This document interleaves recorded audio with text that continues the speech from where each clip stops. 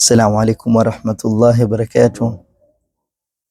Alhamdulillahi rabbil alamin wa afdalu salati wa tamu taslima ala sayyidina Muhammad as-sadiqil wa'dil amin. Alhamdulillahi alladhi hadana lihadha wa ma kunna linahtadiya laula an hadana Allah, wa ashhadu anna sayyidana wa nabiyyana wa habibana wa muallimana Muhammadar Rasulullah sallallahu alayhi wa alihi wasallam. Amma ba'd, baada ya kumshukuru Allah na kumswalia mtume wetu Muhammad sallallahu alayhi wa alihi wasallam, rehma na amani ziwe juu yake, kipenzi chetu, baraka yetu mtume Muhammad sallallahu alayhi wa alihi wasallam. Leo tuko katika suratu Saba. Allah subhanahu wa ta'ala anatuambia, a'udhu billahi minash shaitanir rajim, bismillahir rahmanir rahim. Sura kama hii imeanza na alhamdu. Alhamdulillahi alladhi lahu ma fi samawati wa ma fil ardh. Sifa njema zote ni za Allah. Lahu alladhi lahu ma fi samawati, ambaye ni vyake vyote vilivyomo mbinguni, wa ma fil ardhi, na vilivyomo katika ardhi, katika madini, katika vitu vyenye thamani. Walahu alhamdu fil akhirah, na ni sifa zake yeye fil akhirah, katika akhira. Wa huwa alhakimul khabir, na yeye ni mwenye hikma na mwenye habari. Ya'lamu, anajua, ma yaliju fil ardhi, yanayoingia katika ardhi, katika viumbe wanaokufa. Wa ma yakhruju minha, na yanayotoka humo. Subhanallah, anayajua katika madini.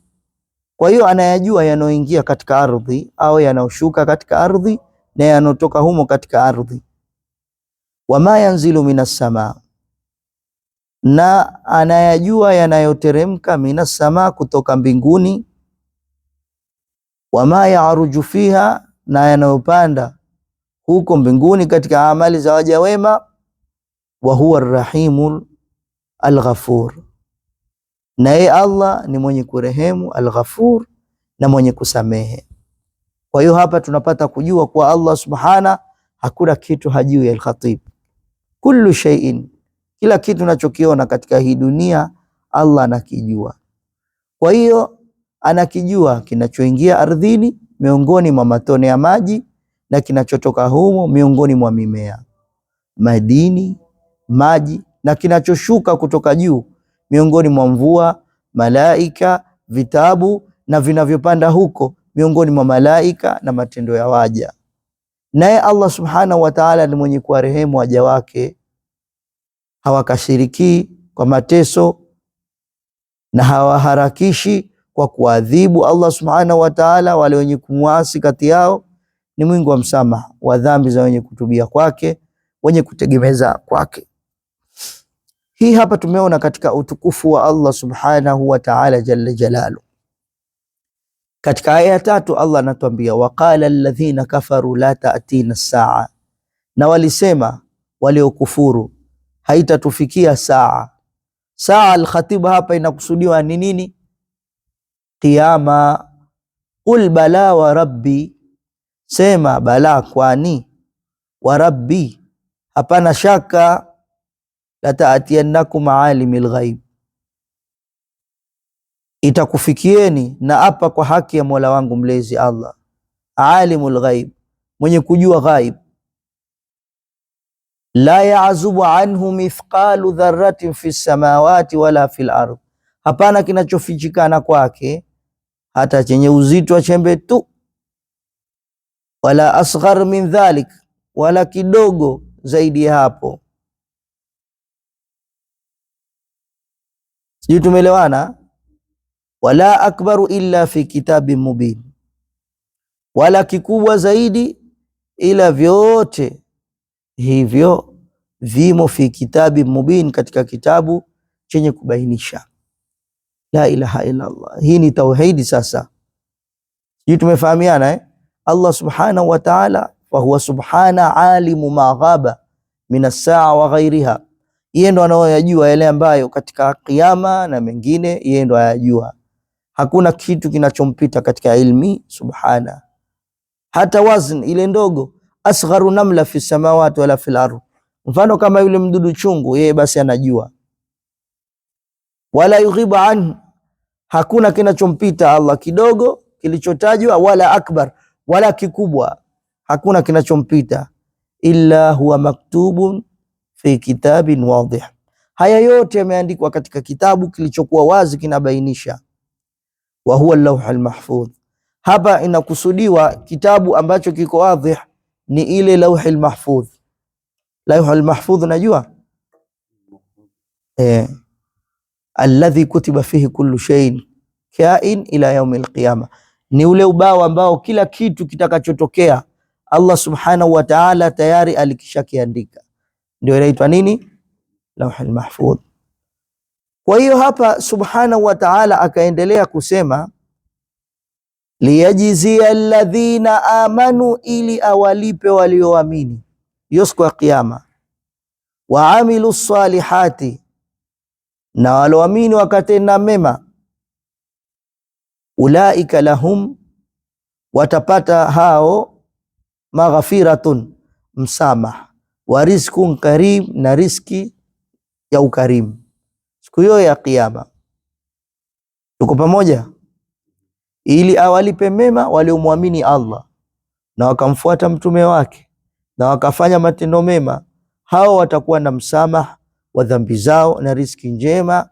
Riski njema hapa inaokusudiwa si chakula, bali ni pepo. Walladhina sa'u fi ayatina muajizina ulaika lahum adhabun min rijzi alim, na wale wanaotembea katika kuzuia njia ya Allah, kuwakanusha mitume wake na kuzitangua aya zetu, huku wakiteta na Allah subhanahu wa ta'ala, wakipinga amri zake, hao watakuwa na adhabu mbaya zaidi na yenye ukali mwingi zaidi. Unawajua akina nani hao? Walladhina sa'au fi ayatina, wale waliojitahidi kuzipinga ayatina, ishara zetu, muajizin, wakaona watashinda, ulaika lahum adhabun min rijzin alim, hao watapata adhabu ambayo yenye uchungu, rijzin alim. Wayara alladhina utul ilm, na waliopewa ilmu wanaona, alladhi unzila ilaika, ya kuwa ulioteremshiwa kutoka kwa Mola wako, min rabbika, huwa alhaqa, nayo ndio haki, wayahdi ila sirati al-azizi al-hamid, nayo huongoa kwenye njia ya Allah al-hamid, mwenye kusifiwa.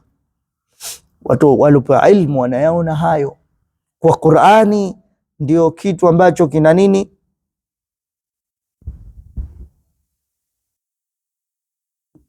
Wanaona Qur'ani ndo nini? Qur'ani ndo mwongozo wa kila kitu. Waqala alladhina kafaru hal nadullukum ala rajulin, na wale kufuru walisema, hal nadullukum, je tukujulisheni mtu anayekuambieni, yunabbiukum idha muzziqtum kulla mumazzaqin, kwamba mtakapochambuliwa mapande mapande, innakum la fi khalqin jadid, mtakuwa katika umbo jipya. Hao makafiri wanamdhihaki bwana mtume sallallahu alaihi wasallam. Makafiri wanasema wakiambiana wao kwa wao kwa njia ya shere, je tuwaonyeshe mtu wa kumkusudia Muhammad, yani wakimkusudia mtume Muhammad sallallahu alaihi wa alihi wasallam, atakayewaambia kwamba nyinyi mkifa na miili yenu ikawa mbali mbali kabisa, kwa nyinyi mtahuishwa, mtafufuliwa kutoka makaburini mwenu. Wanasema hayo kwa kupita kiasi katika kukanusha kwao, yani hawamkubali bwana mtume. Afatara ala Allahi kadhiban am bihi jinna bal alladhina la yu'minuna bil akhirati fil adhabi wad dhalali al ba'id, kwani mtu huyu amemzulia Allah subhanahu wa ta'ala urongo au anawazimu, na kwa hivyo anasema jambo asilolijua.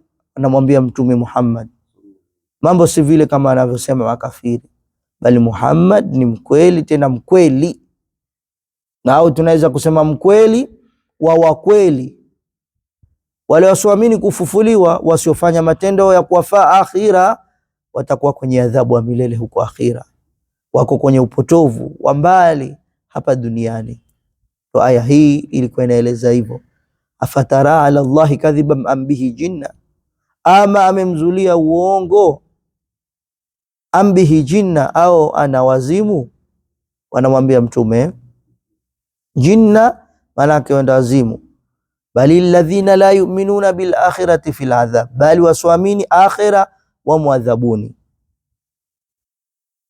Wadhalalil ba'id, na upotofu wa mbali kabisa watakuwa nao. Katika aya ya 9 Allah anatuambia afalam yarau ila ma baina aydihim wa ma khalfahum minas samai wal ardi in nasha nakhsif bihimul ard au nisqit alayhim kisafan minas samaa au nusqit alayhim kisafan minas samai inna fi dhalika laayatan likulli abdin munib. Kwani hawaoni yaliyo mbele yao na yaliyo nyuma yao ya mbinguni na ardhi? Tungelipenda tungeliwadidimiza ndani ya ardhi, au tungeliwateremshia juu yao vipande vya mbingu, ile mbingu ikawaangukia wanaomwasi Allah. Hakika katika haya zipo ishara kwa kila mja aliyetubia. Inna dhalika la ayatin likulli abdin munib, ziko ishara kwa kila mja alorudi kwa Allah.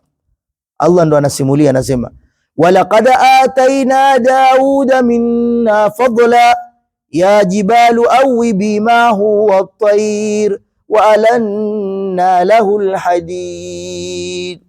Walaqad atayna Dauda minna fadla, na tulimpa Daudi fadla kutoka kwetu, tukasema ya Daud, tukasema ya Daud, tukasema ya jibalu awibi mahu wat-tayr, enyi milima karirini kumtakasa Allah subhanahu wa ta'ala, wat-tayr, na ndege pia shirikianeni naye, wa alanna lahu alhadid, na pia tukamlainishia chuma.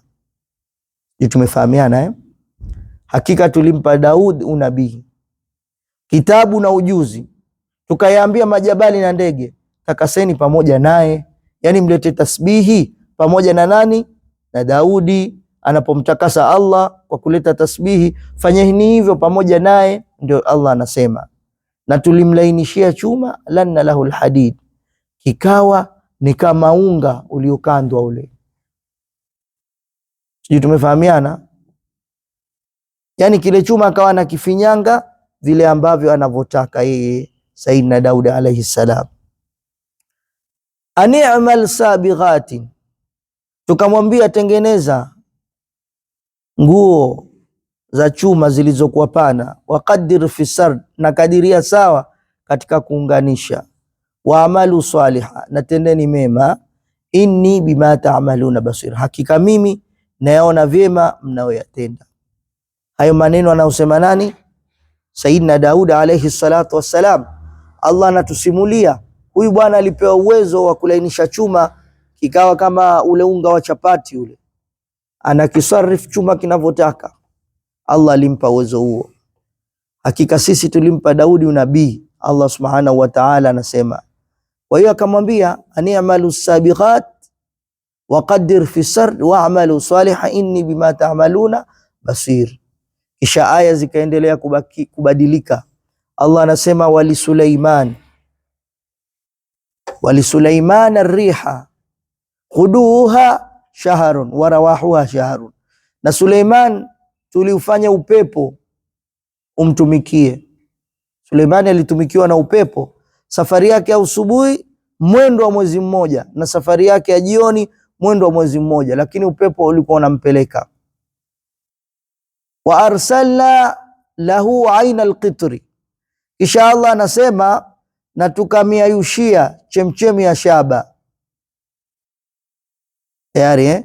Wa min aljinni man ya'malu baina yadayhi biidhni rabbi, na katika majini walikuwako waliokuwa wakifanya kazi mbele yake biidhni rabbi, kwa idhni ya Mola wake. Wa man yazigh minhu an amrina nudhiqhu min adhabi sa'ir, na kila anayejitenga na amri yetu katika wao majini akakataa kufanya aloamrishwa na Suleimani, basi nudhiku, tutamuonjesha adhabu ya moto unawaka. Kwa hiyo Sayyidina Suleiman hapa akapewa uwezo wa majini kumtumikia, majini kufanya kazi yake. Allah subhanahu wa ta'ala alimjalia upepo kaona mpeleka popote anapotaka, popote anapopenda, popote anapokusudia. Upepo Sayyidina Suleiman ukaona mpeleka. Tumsalim tumu.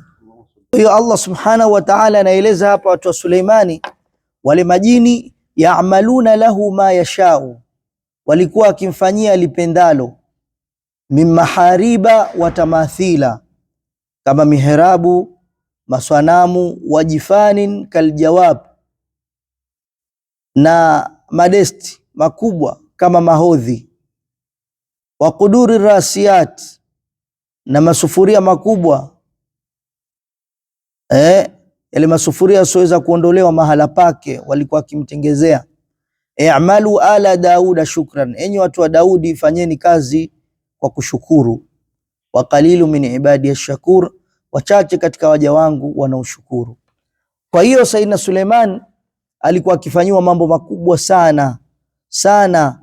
Majini wanamfanyia Suleiman anachotaka, miongoni mwa misikiti ya ibada, picha za saba na ukoa, maandishi makubwa kama mabirika kukusanyika maji ndani yake, viungu vilivyojikita visivyotikisika kutoka mahali pake kwa ukubwa wake. Basi hizi neema zote tulimpa Suleimani, tukasema enyi watu wa Daud, fanyeni kumshukuru Allah kwa kile alichowapa, kwa kumtii, kufuata amri yake, ndio shukurani yenu.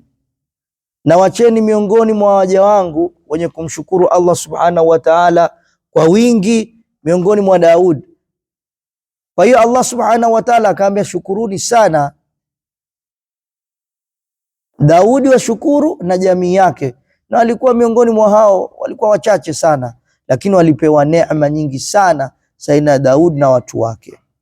Kwa hiyo Jalla Jalalu akaendelea kusema, falamma qadayna alayhi almauta ma dallahum ala mautihi illa dabba, na tulipomhukumia kufa hapana aliyewajulisha kifo chake ila ni mnyama yule wa ardhini, dabbatul ardhi, dabbatul ardhi, mnyama wa ardhini, taakulu min saata, aliyekula fimbo yake.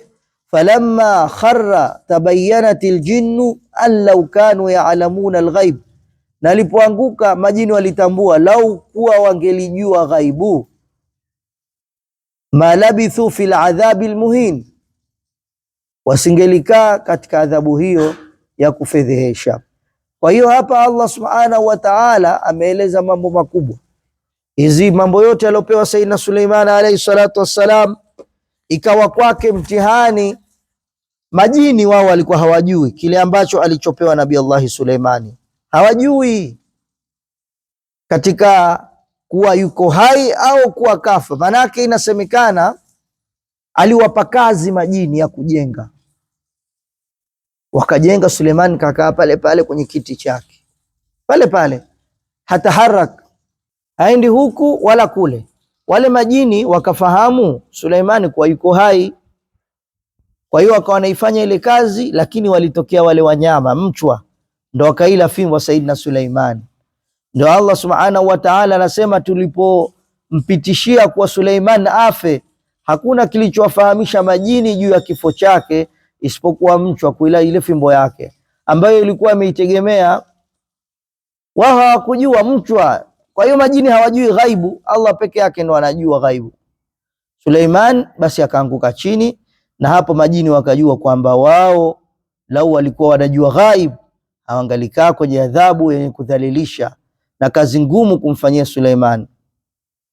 Kwa wao kudhania kuwa yeye ni katika walio hai, wakafikiria huyu ni katika wale waliokuwa hai, basi wale majini wakadhalilika katika njia kama hiyo. Katika hii aya kuna kuthibitisha itikadi baadhi ya watu kwamba majini wanajua yasionekana, ni urongo. Kwani lau angalia juu yasionekana, wangalijua kifo cha Suleimani, amani mshukie. na hawangalikaa kwenye adhabu yenye kunyongesha.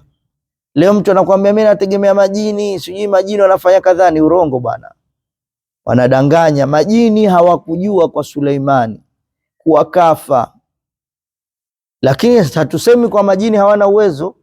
Majini wana uwezo mkubwa, ndio maana Sayyidina Suleimani alikiwatumia kwa vile kazi zake zifanywe. Wanaweza kufanya mambo ambayo binadamu hawawezi kufanya leo. Kwa hiyo wakawa wamepewa uwezo huo majini, Suleiman ndo akawa anaweza kuwatumia kama tulivyoainisha hapo kwenye Qur'ani alivyotajwa. Laqad kana lisaba'in fi maskanihim aya, hakika ilikuwapo ishara kwa watu wa nchi ya Saba katika maskani yao. Jannatani an yamini wa shimal, bustani mbili kulia wa shimal na kushoto. Kulu min rizqi rabbikum washkuru la, kuleni katika riziki ya Allah na mshukuru. Baddatun tayyiba wa rabbun ghafur. Sisi tumeelewana Allah subhanahu wa ta'ala anatueleza katika aya hii, laqad kana liqabilatu Saba, hakika ilikuwa ili kabila la Saba, fi maskanihim alladhi kanu yaskununa fi, katika sehemu ambazo wao walizokuwa wakiishi. Alama dhahira, kulikuwa kuna dalili za wazi. Ala qudratillah wa in'amihim alaihim, juu ya kudra ya Allah na neema alizoneemesha. Wahia jannatani, na neema zenyewe ni mabustani mawili. Ihdahuma anil yamin, moja kuliani. Wathaniyatu anil shimal, bustani jingine liko kushotoni. Wa qulna lahum kulu min rizqi rabbikum, tukawaambia watu wa Saba hii, kuleni katika riziki za Mola wenu. Washkuruhu ala ni'amihi, na mumshukuru juu ya neema zake. Hadhihi baladan tayyiba, huu ni mji mzuri sana. Wa hadha lillahi rabbun ghafur yaghfiru dhunuba man taba ilayhi. Hayo ndo maneno walioambiwa watu wa Saba hii, kwani nchi yenu ina mchanga bora, ina hewa nzuri, na Mola wenu ni mwingi wa msamaha kwenu. Fa'aradhu fa'arsalna alayhim sayla al-arami wa baddalnahum bi jannatayhim jannatayn dhawata uklin khamtin wa athlin wa shay'in min sidrin qalil. Wakaipa mgongo amri ya Allah, wakaacha kumshukuru, wakakanusha mtume, tukawatumia mafuriko yenye kubomoa yaliyo na nguvu. Wakapelekewa mafuriko yaliyoharibu bwawa la maji, yakaazamisha mabustani, na tukawageuzia mabustani yao mawili yenye kutoa matunda, yakawa ni mabustani mawili yenye miti michache ya khimt, nayo ni miti ya matunda michungu yenye ladha ya kuchukiza. Na nayo ni miti inayofanana na tarfa isiyokuwa na matunda, mikunazi michache yenye miba mingi. Hiyo ndo adhabu waliopata hawa watu, wakabadilishiwa.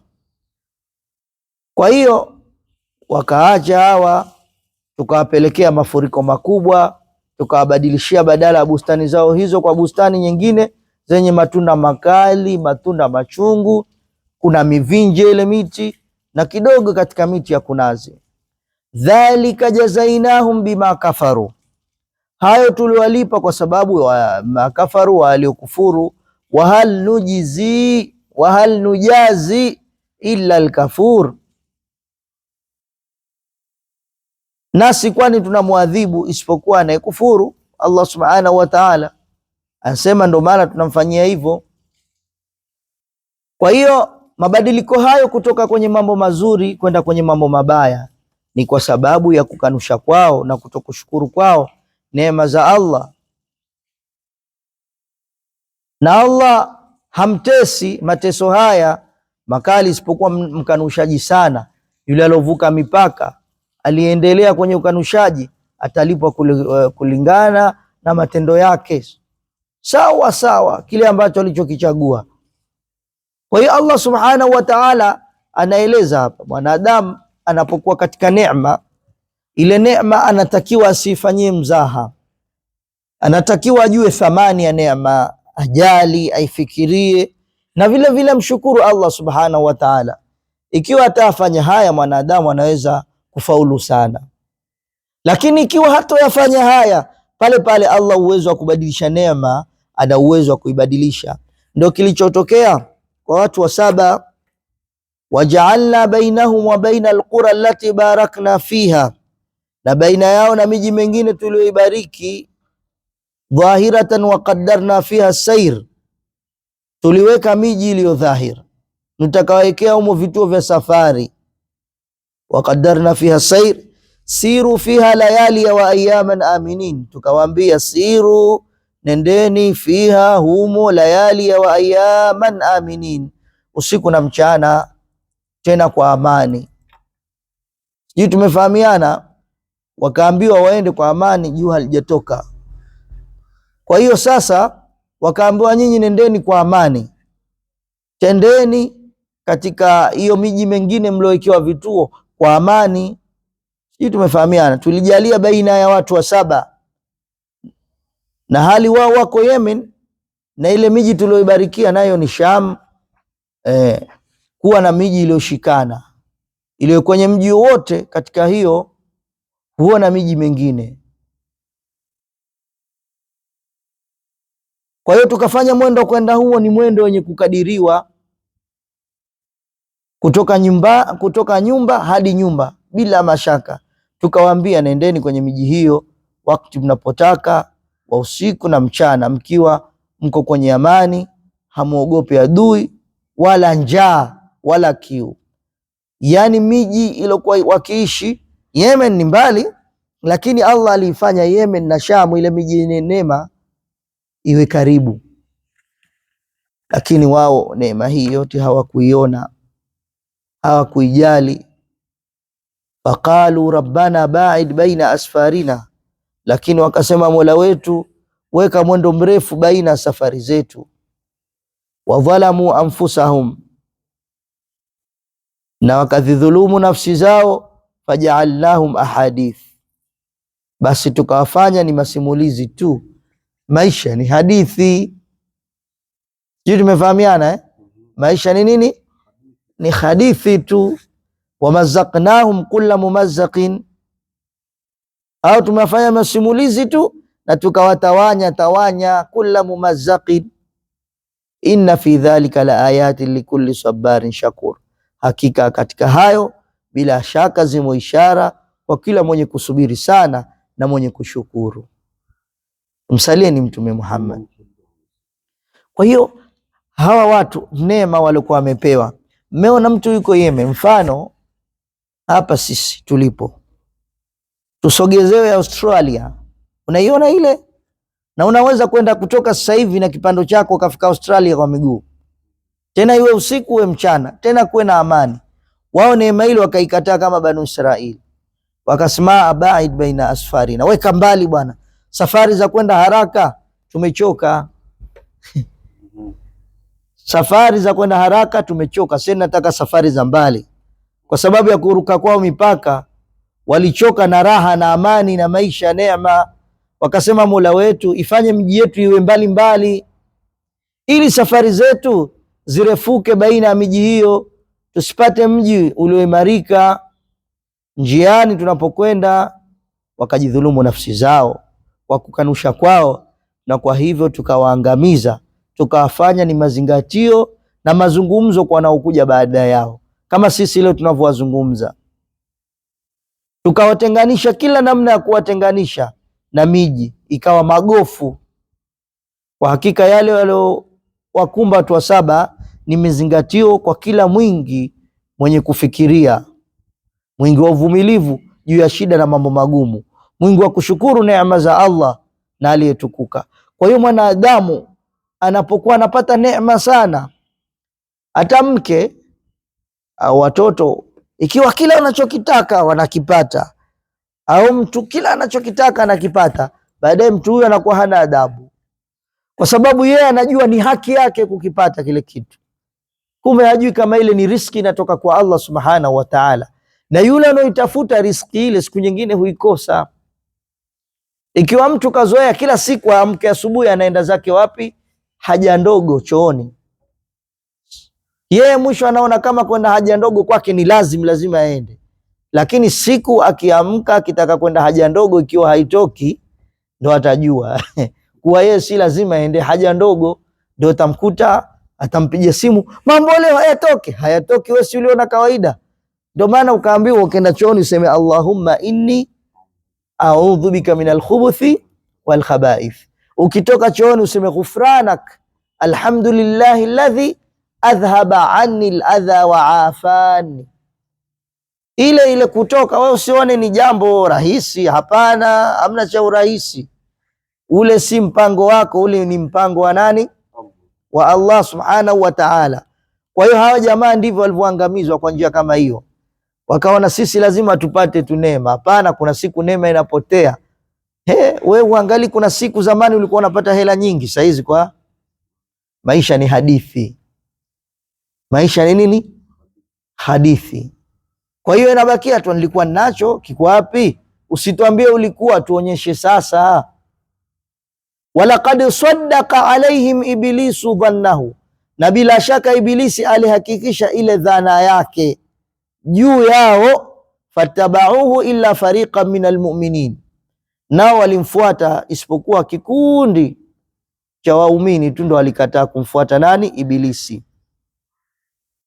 Kwa hakika alidhani Ibilisi dhana isiyo ya ukweli kuwa atawapoteza wanadamu na kwamba wao watamtii yeye katika kumwasi Allah, na dhana yake kwao ikawa ya kweli, kwa kuwa wao walimtii yeye na wakamwasi Mola wao. Ibilisi akawa amefaulu, isipokuwa kundi la wenye kumwamini Allah, kwani wao walijikita kwenye utiifu wa kumtii Allah subhanahu wa ta'ala jalla jalaluhu. Laqad haqqaqa alaihim iblisa ma dhannahu min annahu yastati', kuwa Ibilisi ana uwezo wa kuwapotesha, wa dhilalum, kuwapoteza anil haq. Yale anawafikiria Ibilisi kuwa anaweza kuwapoteza kwenye haki, ilikuwa iko kweli kichwani kwake, ikatimia. Fattabauhu fil kufri wa dhalal illa taifa, hawa jamaa binadamu wakamfuata wengi Ibilisi katika upotofu. Illa taifa, isipokuwa kipote tu kidogo, minal mu'minin, cha waumini. Fa innahum khayyabu rajaahu baada ittibaihim la. Na wewe leo angalia, wanaoingia msikitini wangapi na wanaokuwa hawaingii wangapi?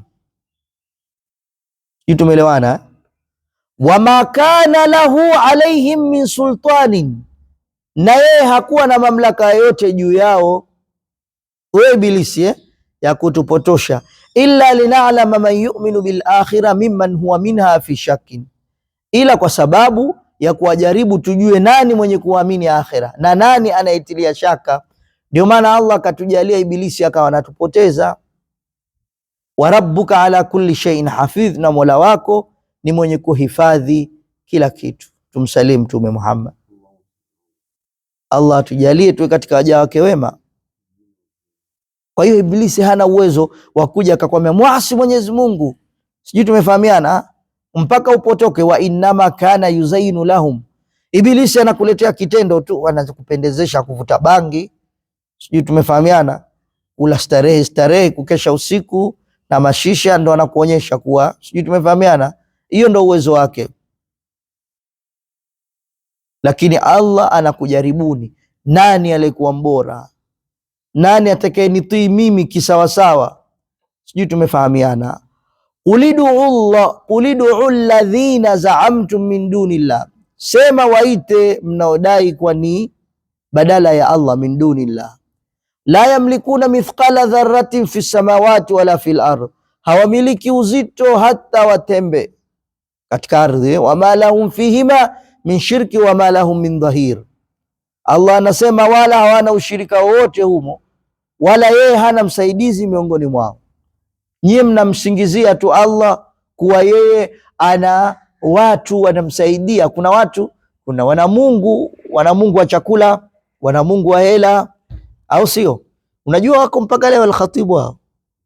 Kuna watu mambo yao akienda mrama wanatafuta viunguungu vidogo vidogo, tunaswali nao msikitini, utamwona anaenda kupiga ramli, anaenda kupiga bao, utamwona anazunguka kwa huyu na huyu. Kama mtu wa dini atatoka kwenye Uislamu aingie kwenye siasa sasa. Anakuambia maisha magumu, acha tuingie kwenye siasa bwana.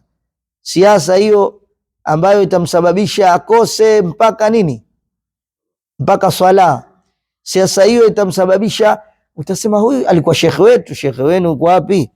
Shekhe wenu kapigwa na ukame wa njaa, kakimbia msikitini kaingia mjini. Kumbe ni mitihani tu Mungu anawajaribu. Sheikh, kudumu kwenye dini ni jambo kubwa sana, si rahisi. Usimuone mtu ajabu kuwa katika dini. Ajabu kumuona mtu kudumu katika dini, hiyo ndo ajabu. Wala tanfa'u shafaatu indahu illa liman adhina la, wala uombezi mbele yake hautafaa kitu isipokuwa waliyempa idhni Allah subhanahu wa ta'ala. Hatta idha fuzzi'a an qulubihim qalu madha qala rabbukum, hata takapoondolewa hofu kwenye nyoyo zao watasema Mola wenu mlezi kasema nini? Madha qala rabbukum qalu alhaq, watasema yaliyo kweli. Sisi tumeelewana? Wa huwa al-aliyul kabir, na yeye ndiye aliye juu mkubwa.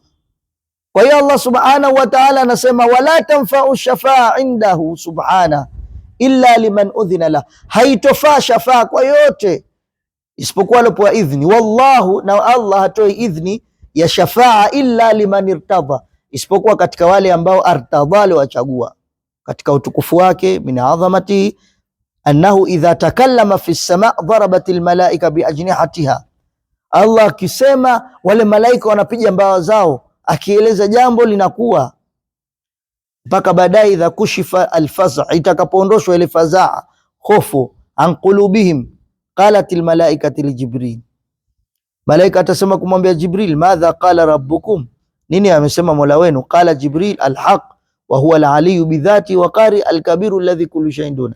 Hebu angalia uzito wa maneno haya. Shehe, umeelewa au mupo tu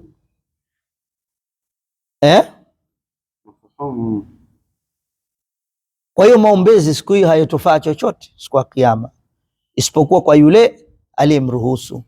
Miongoni mwa utukufu wake na utisho wake, aliyeshinda na kutukuka Allah subhanahu wa ta'ala, katakasika na sifa za upungufu kwake, aseme huyu ataombea, huyu ndo anaweza.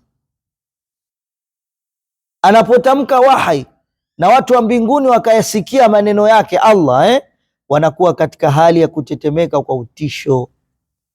Allah anaposema ile wahai, malaika wanatetemeka. Uko wapi? Alipo. Mpaka wanakuwa katika hali kama ile walokosa fahamu. Yani malaika hawajielewi, wanachanganyikiwa. Hebu angalia wewe, malaika wenyewe hawajielewi. La ilaha illa Allah, hili ni jambo kubwa sana. Qur'ani ni kitu cha ajabu. Malaika wenyewe hawajifahamu, wanakuwa na kibabaiko, na kibabaiko pale kinapoondokea kwenye nyoyo zao, wanaulizana wao kwa wao, amesema nini Mola wenu? Malaika watasema amesema kweli, na yeye uko juu kwa dhati yake, utendaji wa nguvu yake, utukufu wa cheo chake, aliye mkubwa juu ya kila kitu. Malaika wenyewe wanamuuliza Jibril alayhi salatu wassalam, na Jibril anawajibu hayo. Hawaelewi. Kwa nini hawaelewi? Kwa sababu utaji wa Allah ni mkubwa sana. Qul man yarzuqukum minas samawati wal ardh, sema ni nani anayekuruzukuni kutoka mbinguni na kwenye ardhi? Qulillah, sema ni Allah. Wa inna au iyyakum la ala hudan au fi dhalalin mubin, na hakika sisi au iyyakum au nyinyi bila shaka tuko kwenye uongofu au upotovu ulio wazi. Hizi aya ngumu Sheikh, kama hujatuliza akili huwezi kuzielewa wala kunifahamu. Sema ewe Mtume, kuambia washirikina, ni nani aliyewaruzuku kwa mvua kutoka mbinguni na kwa mimea na madini na vinginevyo kutoka ardhini? Swali hilo anaambiwa Mtume awambie nani? Awambie washirikina wanaomkufuru Allah. Hivyo basi hawana budi kukubali kuwa yeye Allah. Iwapo hawatokubali hilo, waambie ndio mwingi wa kuruzuku. Kama wamkubali Allah, Allah ndio razik, sio kazi yako. Allah ndio razik. Na hakika mojawapo mapote mawili haya, mojawapo ya makundi haya mawili kati ya sisi na nyinyi limejikita kwenye uongofu au limevama kwenye upotovu ulio wazi. Waambie wazi.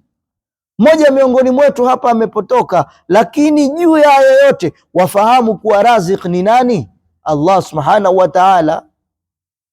Qul la tasaluna amma ajramna wala nasala amma ta'malun, sema nyinyi hamtaulizwa kwa makosa tuliyofanya. Sema Muhammad, wala nusalu amma ta'malun, wala sisi hatutaulizwa kwa mnaoyatenda nyinyi. Mtume Muhammad sallallahu alaihi wasallam anaambiwa, sema hamtaulizwa kuhusu dhambi zetu, wala hatutaulizwa kuhusu matendo yenu, sababu sisi tumejitenga na nyinyi na ukanushaji wenu. Mtume anaambiwa awambie, qul lahum ayuha rasul, waambie ewe Mtume, la tasaluna yauma alqiyama, nyinyi makafiri hamtaulizwa siku ya Kiyama, an dhunubina, kuhusu madhambi yetu, allati irtakabnaha, ambayo tuloyafanya, wala nusalu nahnu, wala hatutaulizwa sisi, amma kuntum taamalun, yale ambayo nyinyi mliokuwa mnayafanya.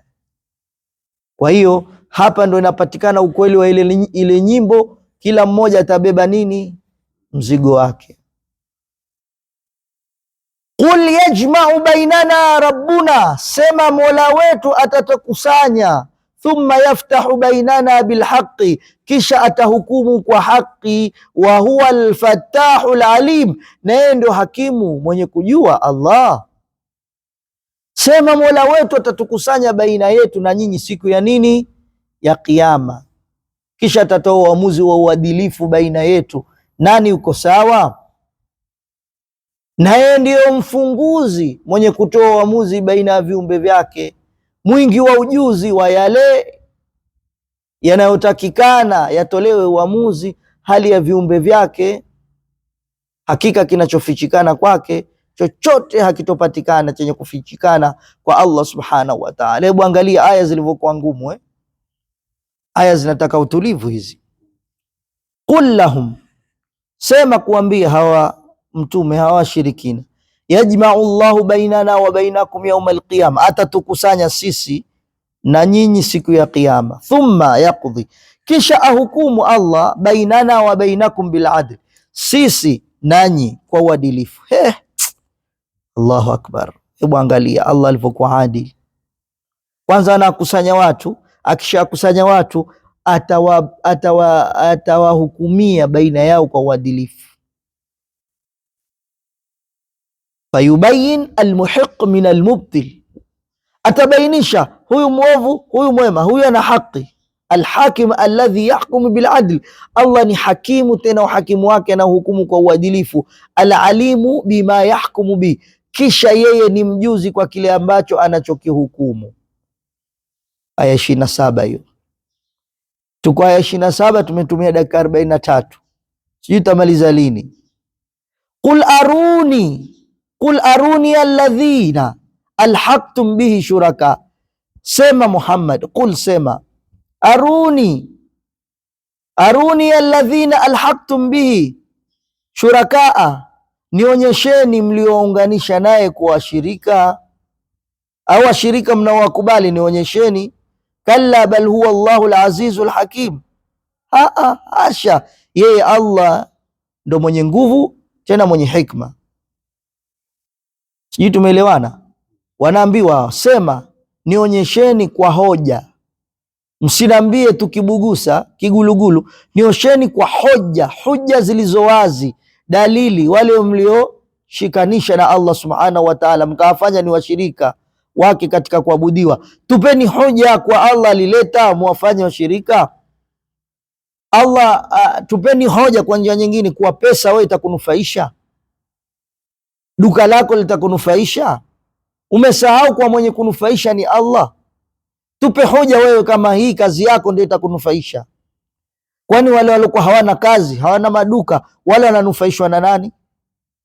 Wale waliokuwa hawana wazazi, wamefiwa, mayatima, wametupwa, wale wananufaishwa na nani kama wewe uliaminisha bila hiki hakiwezi kwenda hiki? Tena saa nyingine huyu ndo akawa kazi yako, ndo Mungu wako. Huswali wewe, hufanyi kheri wewe, huna muda wa kutembelea watu wewe. Sasa hebu tueleze, tupe hoja za wazi. Sijui tumefahamiana. Mambo si kama alivyoeleza, bali yeye ndio mwenye kuabudiwa kwa haki, kukubaliwa kuabudiwa kwa haki Allah subhanahu wa ta'ala, ambaye hana mshirika wake, aliyemshindi katika kuwatesa waliomshirikisha, na mwenye hikma katika maneno yake, vitendo vyake na upelekeshaji wa mambo ya viumbe vyake, Allah subhanahu wa ta'ala jalla jalaluhu. Tumsalie Mtume Muhammad. Nionyesheni basi, wama arsalnaka illa kafatan linnasi bashiran wa nadhira walakinna akthara nnasi la ya'lamun. Allah subhanahu wa ta'ala asema wama arsalnaka, na hatukukutuma, illa kafatan linnasi, ila kwa watu wote, Mtume Muhammad, bashiran wa nadhira, uwe mbashiri, wa nadhiran, na uwe mwonyaji, walakinna akthara nnasi la ya'lamun, lakini watu wengi hawajui. Mtume Muhammad sallallahu alaihi wasallam anaambiwa hatukukutumiliza ewe mtume isipokuwa uwe kwa watu wote. Jambo la kwanza, mnajua maana kwa watu wote? Yani mpaka wale wa Marekani mtume wao ni nani? Sallallahu alaihi wasallam.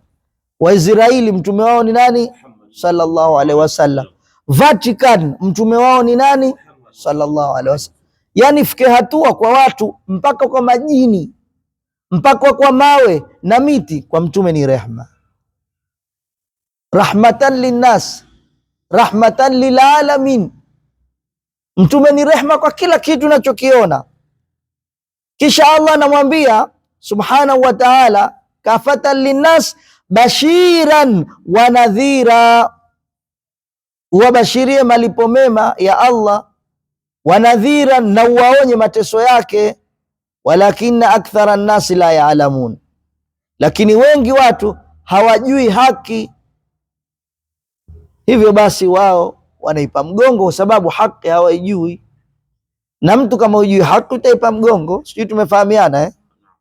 Wama ba'athnaka, na hatuja kutumiliza ewe Muhammad, ayuha rasul, ewe mtume, illa linnasi amma, isipokuwa kwa watu wote tumekupeleka, mubashiran ahla taqwa, wabashirie wale wacha Mungu, bi anna lahumul janna, Allah tujalie kwa wao watapata pepo, wa mukhawifan ahlul kufr, na wakhofishe makafiri, walfujuru minan nari, na waovu kutokamana na moto, walakin mu'dhama nnas la ya'lamuna dhalik, lakini wengi katika watu hawajui.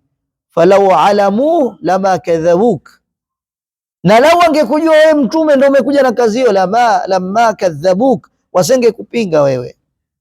Kwa sababu baadhi ya wakati wayaquluna mata hadha alwa'du in kuntum sadiqin, wanasema mata, lini ahadi hii itakuwa lini?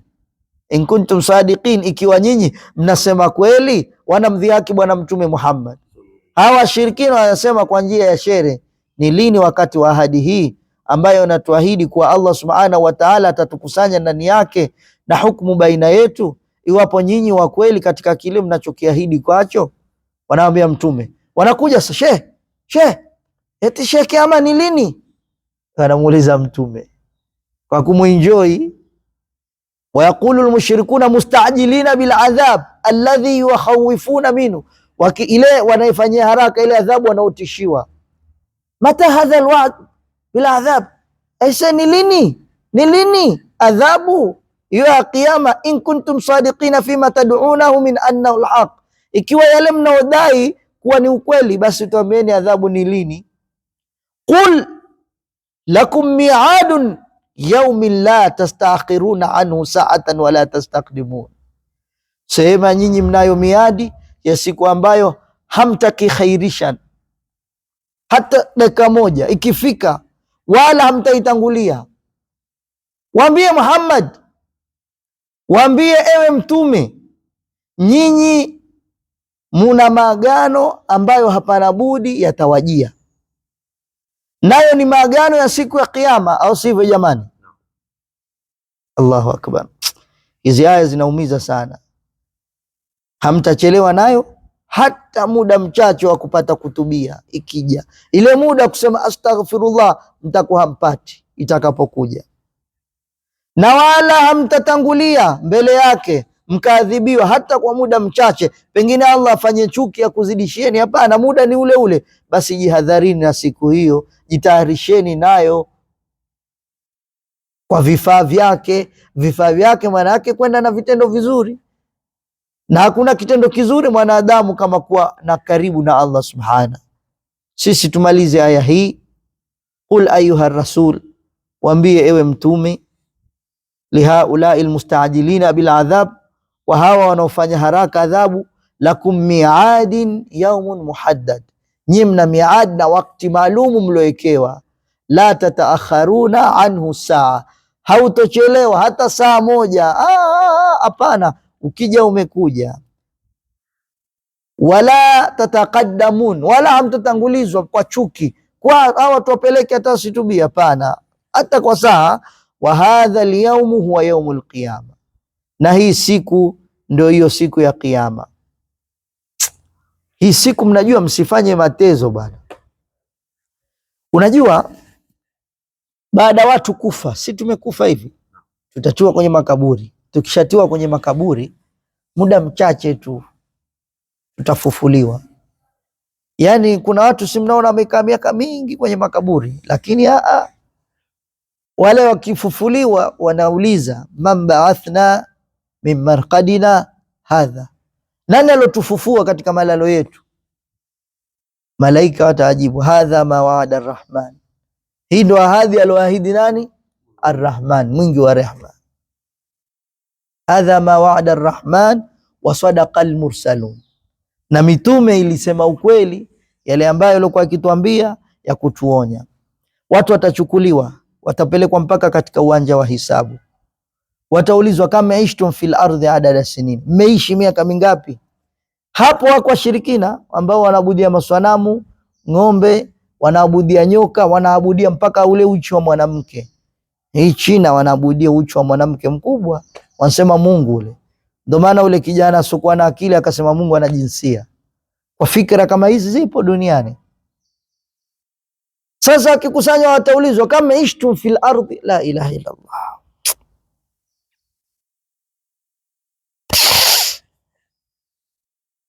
kama ishtum fil ardhi adada sinin.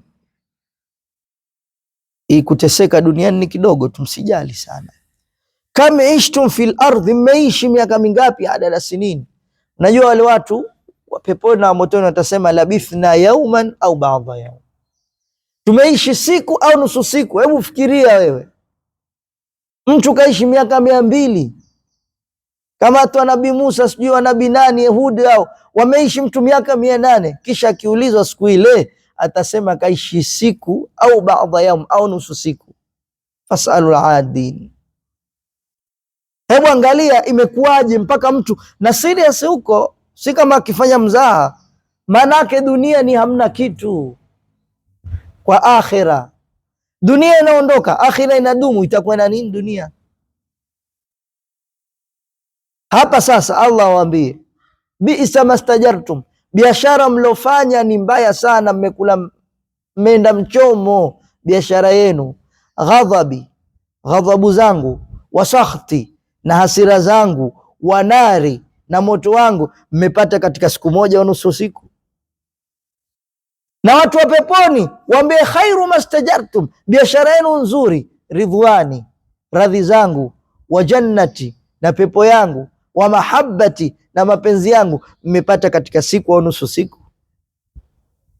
Hapa ndo utadharau dunia kwa haina muamana. Ukiona mwasi Allah unamwasi tu. Siku ile mtu atadharau amali yake. Yule ambaye toka amezawa na mama yake, ametoka tumboni, akafungwa, akawa anavutwa, yeye baada yake anabururwa, anakokotwa kutoka huku Tabora mpaka Nairobi, kitolewa Nairobi, Uganda, Saudia, Yemen, kuletwa mpaka Japani. Yeye kazi yake umri mzima kafanywa hivyo. Hiyo ndio ibada yake. Siku ile ataidharau ibada ile. Wewe fikiria uzito wake ukoje? uzito wake ni mkubwa sana.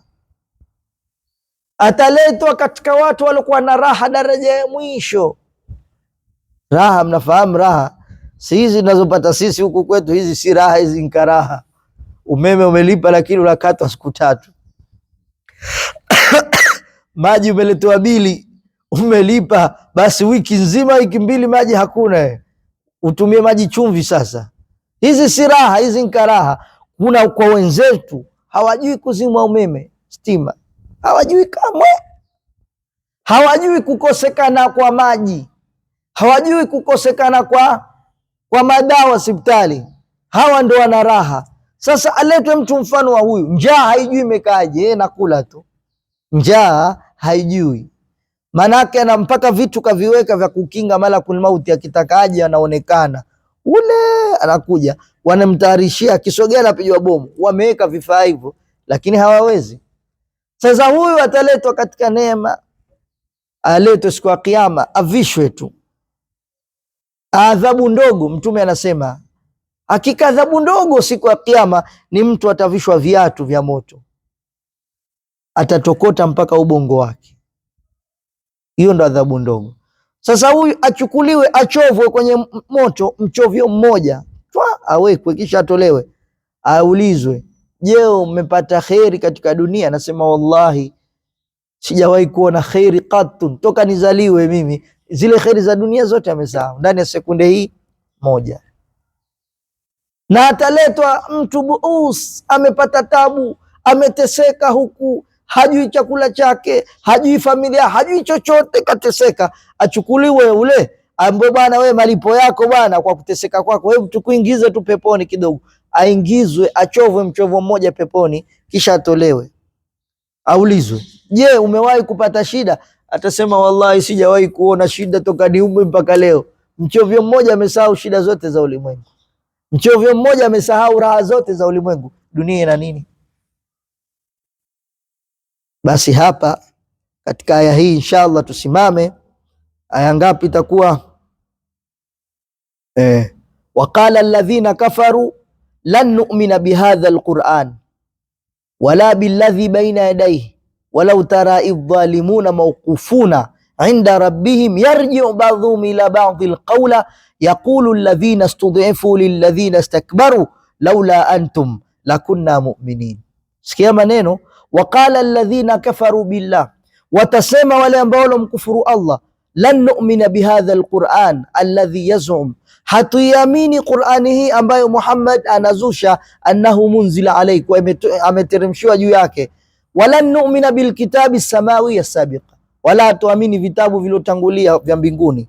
Walau tara ayuha rasul, anaambia wewe mtume, lau ungeona idhalamuna mahbusun, hawanosema maneno haya waliojidhulumu, jinsi walivyofungwa watoadhibiwa huko, inda rabbihim yawma alqiyama, mbele Allah siku ya Kiyama, lihisabu, kwa hisabu, yatarajauna alkalami bainahum, wangerudi wasiseme maneno haya. Yani mtu mfano amekaa anatukana rais, anatukana rais, kisha mtu akwambie huyu angeona kule watu wanavyofanywa wanaotukana viongozi, asingezungumza maneno haya. Hajaona adhabu ya watu kule wanavotolewa kucha. Kwa nini? Ile kwa plies zinakamatwa chululu, zinavutwa zile mbegu 2 zinafinywa, unapakwa hina, kichwa chako kinaingizwa kwenye maji, inaashwa furushi la bangi, kichwa chini miguu juu, kisha unafukiziwa, zinachukuliwa chupa, wanakusokomeza katika sehemu yako ya haja kubwa. Angeona huyu jamaa asengeongea vitu kama hivi. Ndio mtume anaambiwa haya mambo yamesemwa Qur'an, lakini bado watu wamekufa makafiri. Sheikh, tuko pamoja? Lao waliosema kufuru hatutaiamini Qur'ani hii wala aliyokuwa kabla yake, basi mtume anaambiwa ungeliwaona madhalim wataposimamishwa mbele ya Mola wako wakirudishiana maneno wao kwa wao, tena siku ya Kiyama, wewe mimi ndio umenipotosha, wewe ndio umenipa fikra hizi, watarushiana maneno. Mtume anaambiwa wao kwa wao, wanyonge wakiwaambia wale matakabbar, yani wale makafiri wa maskini, wale wanyonge walikuwa hawana maana, wataambia wale wakubwa, lau kuwa si nyinyi bila shaka tungelikuwa waumini sisi, nyinyi ndio mmetupotoa, itasaidia nini? wewe ndio unanifundisha kushika bunduki. Mshakamatwa hapo. Sisi tumefahamiana. Nyinyi ndio mlosema tuwapige wa Palestina. Nyinyi ndio mlosema tufanye sijui kitu fulani. Wanalaumiana mbele ya Allah. Subhanallah. Qala alladhina istakbaru lilladhina istudhifu, waliotakabbaru wataambia wanyonge. Sasa wale mabosi waliowapotosha watu kwa hela kwa nini, wataambia wale waliowapotosha, anahnu saladnakum anil huda ba'da idh ja'akum, kwani sisi ndo tulokuzuieni na uongofu baada ya kukujieni. Nyinyi wajinga, kwani tulikulazimisheni mtufuate sisi? Bal kuntum mujrimin, bali nyinyi wenyewe ni wakosefu. Ni ule kijana alolelewa na wazee wake mazingira mazuri, akafundishwa kitu fulani kibaya, baadaye akapata marafiki wakamtia vidole vya sikio, wakaanza kumfundisha mambo mabaya, mambo ya kuvuta mabangi, sijui tumefahamiana. Akaanza kupewa kunywa kidogo, anakunywa, anapigwa ofa, akaanza kuchukuliwa kwenye magari makubwa, anaenda kukesha huko kwenye mashisha. Baadaye huyu ndo anakuja kuwalaumu, nyinyi ndo mlioniharibu. Ataambia hapana, wewe mwenyewe ulikuwa muovu toka zamani, tulikuonjesha na wewe ukavipenda, sasa utatulaumu nini? Hatari. Alladhina istakbaru anil haq litabi'ina alladhina istadhafuhum, wale wataambia wale wafuasi wao, anahnu mana'nakum, sisi ndo tumekukatazeni, tumekuwekeni nyinyi, si mliongolewa na wazazi wenu bwana, lakini si mliyakataa ya wazazi wenu. Khatibu, wewe baada kuja huku kabadilika, ukawa kila unachokiona mbele hakipiti, umekivuta umekila mpaka Mungu akakupa maradhi. Sasa sisi tuna makosa gani? Mzazi wako alikwambia dunia dorange, dunia tadura ala garne thor, dunia inazunguka. Kasema acha nikule raha mimi na meno yangu tafune mua na muhindi. Sasa kibogoyo la tulaumu sisi. Na mzee wako alikwambia mahindi ya huko yala sumu, yametiwa dawa, yameisha. Au nasemaje khatibu? Lakini ukusikia, sosikia la mkuu uvujika guu. Kwa hiyo sisi, anahnu mana'nakum anil huda, sisi tumekuzuieni na uongofu, alladhi ja'akum bihi Muhammad, uongofu ambao Muhammad amekuja nao. La, watakataa na wao wamekufundisha. Bal kuntum dhalmatu ashabi fasadun wa ifsad, nyinyi wenyewe mlikuwa mafisadi, haya mambo mlikuwa mkiyapenda. Hapa majadiliano ni marefu sana, na sisi hatuwezi majadiliano muda huu. Basi tutakoma hapa inshallah. Tunamwomba Allah subhanahu wa ta'ala atufungue, atujalie tujue khairi nipi na shari nipi tuweze kuepuka. Allahumma aftah lana bil khair wa akhtim lana bil khair, sahil lana mimma nurid wa najina bihudak. Allahumma jalna mimman yusari fi ridak. Allahumma hadina fi man hadait. Allahumma ij'alna min ibadika as-salihin. Allahumma la tuzigh qulubana ba'da idh hadaytana wa hab lana min ladunka rahma innaka antal wahhab. Wa sallallahu ala sayyidina Muhammad wa ala alihi wasallam. Walhamdulillahi rabbil alamin. Jazakumullahu khairan.